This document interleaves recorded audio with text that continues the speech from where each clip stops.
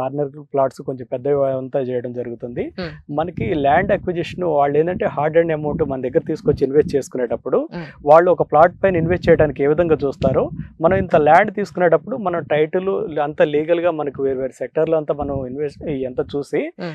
Legal అంతా clear అయిన తర్వాతే మనం ల్యాండ్ ఇన్వెస్ట్ చేయడం జరుగుతుందండి. Hmm.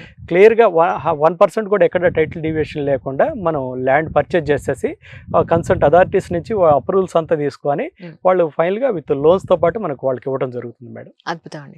కానీ ఇప్పుడు ఇక్కడి నుంచి చూస్తే మనకి ఊటీలో టీ తోటలు అవి ఉంటాయి చూసారా, అంటే అది బాగా డౌన్, దాని తర్వాత ఇది అలా ఇలా స్టెప్ వైజ్ ఉంది. యాక్చువల్లీ ఒక కొండ పైన ఉన్నట్టుగా ఉంది మొత్తం అంతాను. సో యాజ్ ఇట్ ఈస్ గా మీరేం డిస్టర్బ్ చేయకుండా అలాగే ఉంచేసి మనకి ఉన్న ఇక్కడ న్యాచురల్ హిల్ ని మనకి ఏంటంటే టోటల్ డిస్టర్బ్ చేసేసి దాన్ని లెవెలింగ్ చేయకుండా ఏదైతే ఉందో ఆ విధంగానే మనకి ఉన్న ఆ బ్యూటీని అదే విధంగా కంటిన్యూ చేద్దాం అన్న ఉద్దేశంతో రోడ్స్ కూడా అదే విధంగా చేయడం జరుగుతుంది మేడం. కొన్ని చోట్ల ఏంటంటే హిల్స్ ఉన్నవి కట్ చేసేసి మనకి హైట్ ఉన్నవి ఇట్లా అప్ అండ్ డౌన్స్ ఇవంతా లెవెల్ చేస్తూ ఉంటారు.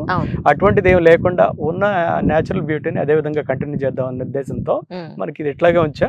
చాలా మంది అట్రాక్ట్ అవుతున్నారు మేడం. మనకి ఏంటంటే అవస హిల్స్ అంటే ఈ ప్రాజెక్ట్ లోనే హిల్స్ అనే నేమ్ ఉంది కాబట్టి వాళ్ళు ఉండేదానికి కూడా మనకి ఇటువంటి ప్లేసెస్ ఇంట్రెస్ట్ చూసే వాళ్ళు కంపల్సరీగా రావటం, ఇక్కడ వరకు వచ్చిన తర్వాత ఈ ప్లేస్ చూసి ఇంప్రెస్ చేసి ఇంప్రెస్ అయ్యి తీసుకోవడం జరుగుతుంది.